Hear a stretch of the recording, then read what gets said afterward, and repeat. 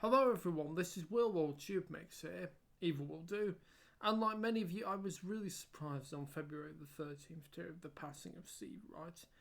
Just the Sunday, I'd listen to him doing what he was usually doing, Sunday love songs. I'd listen to the end of that to get ready for listening to Michael Ball. And in October, of course, he took over the mighty Pick of the Pops. And while I'd stopped listening to that, I knew about it. He was on, as usual on the previous Saturday. So it was a huge shock, like many of you. There was no warning. I mean, Sir Terry Wogan, had to pull out of Children in Need. And then, they got, I think, Ryan Tubridy and Patrick Kilty. In fact, I remember when Ryan Tubridy stood in... someone emailed him saying, "Oh, you're doing a good job in for your grandfather," because of course Ryan Tubridy was a young Irishman and Terry was a, older Irishman. Obviously Ryan Tubridy and Patrick Kilty, and then you may remember that Terry used to share the Sunday slot with Richard Madeley, and so Richard Madeley did the rest of the year, because I guess, the current block had ended, and then, Richard Madeley would have been doing that Christmas period anyway. There wasn't any warning. Utter shock, and, well done to Sarah Cox for, delivering the news, and it was very hard for her and Joe Wiley, and, it was...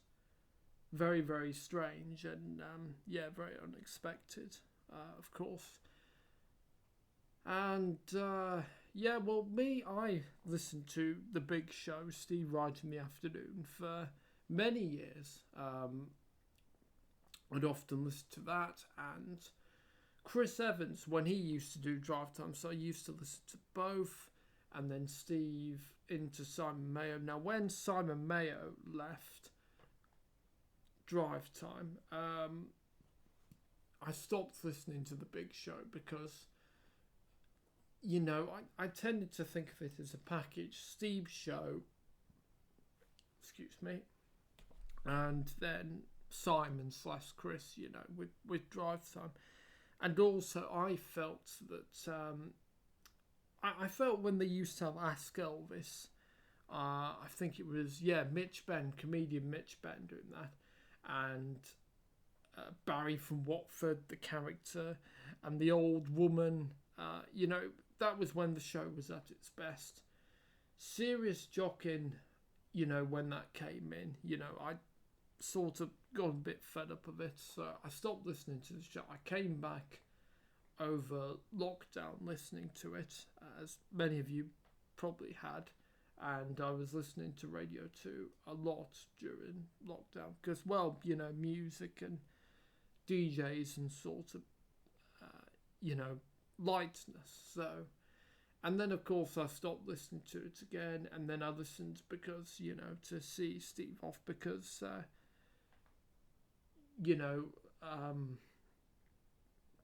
I'd listened to the show so many times over the years. So, it just felt right to sort of listen to his final few shows, really, and see him out the door. And,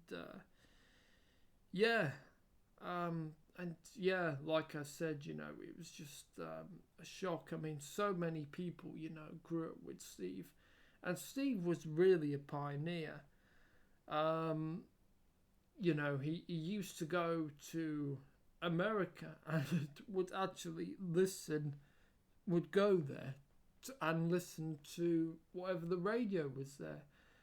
It was Steve that first brought in the zoo format, so that's basically when you have a DJ and then lots of hosts that you hear on air and the producers that you sometimes hear on air.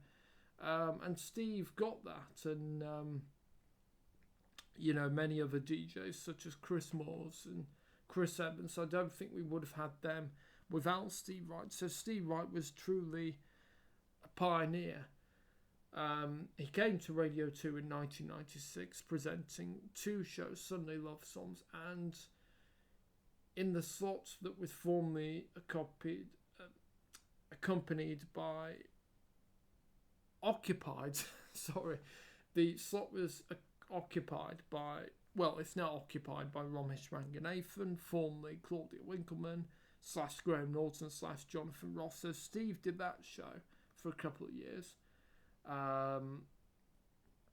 And you may think Sunday Love Songs is, a Steve Wright show, but really, Sunday Love Songs was inspired, and Steve said that in an interview, inspired by the actor Gerald Harper. Now, if you know who he is, he used to do a show on Capital Radio, and I think did some Saturday shows on BBC Radio 2 in the early 90s. And it was basically playing classic love songs, and he would give champagnes and chocolates out. And Steve used to give out chocolates and flowers and classic love songs. The twist, of course, being that there would be some current pop songs, which are love songs. So, yeah, that started in 1996, and Steve did it all the way till his passing. And the show would often be pre-recorded, and generally, unlike the afternoon show, which would have standing host deputising, generally Steve would always pre-record Sunday Love Songs. But there was a few occasions. I remember Cilla Black sitting in for Steve. I remember Janie Lee Grace, one of Steve's co-presenters on The Big Show, sitting in. I remember Angela Griffin. I thought she was really wonderful. Nikki Chapman, who of course has been keeping the seat warm, she sat in. And I don't remember this, but apparently Ronan Keating sat in. This is before his move to Magic. And yeah, he sat in for a couple of shows as well. So there have been people who sat in for love songs. But yeah, generally it was Steve's show, really. But yeah, the show's going to be continuing with Michael Ball as the host. And that's going to be the next video, delving into my reaction to that and stuff.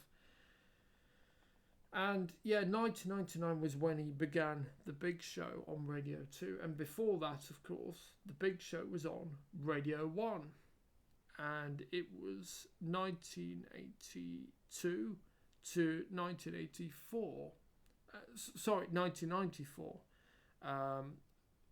1993, because 1994, Steve moved to The Breakfast Show, of course, yeah. And a lot of there was a lot of characters, there was Mr. Angry with his, I'm so angry, I could throw the phone down. So yeah, that was quite funny listening to all the bits. Often Peter Dixon, who you might know as the voice of the X Factor, or if you don't know who he is, you will certainly know his voice. Got a brilliant voiceover voice. Well, he used to do lots of characters. And yeah, it was just generally so great. It was very interesting to listen to one of Steve's old shows, a clip that someone had uploaded, and he hadn't changed at all. He was still doing impressions of his fellow DJs, and he's still doing his impressions of fellow celebs or singers he was playing. So he never really changed at all, really. He even had a brief music career. He did I'm Alright, which was sort of a pastiche, a takeoff of Chaz and Dave, Steve and the Afternoon Boys. Yeah, I think they were called. So yeah, that was really great. Steve was, of course, the presenter of Top of the Pops, and he also narrated the archive show Top of the Pops 2 as well.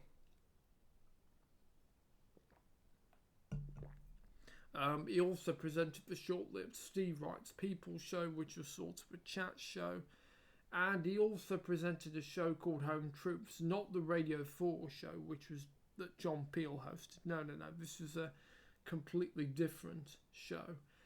Um, but yeah, I think Steve, for him, radio was really his home. Unlike people who've crossed over from radio to TV, you know, like Chris Evans and Sir Terry Wogan, Ed Stewart.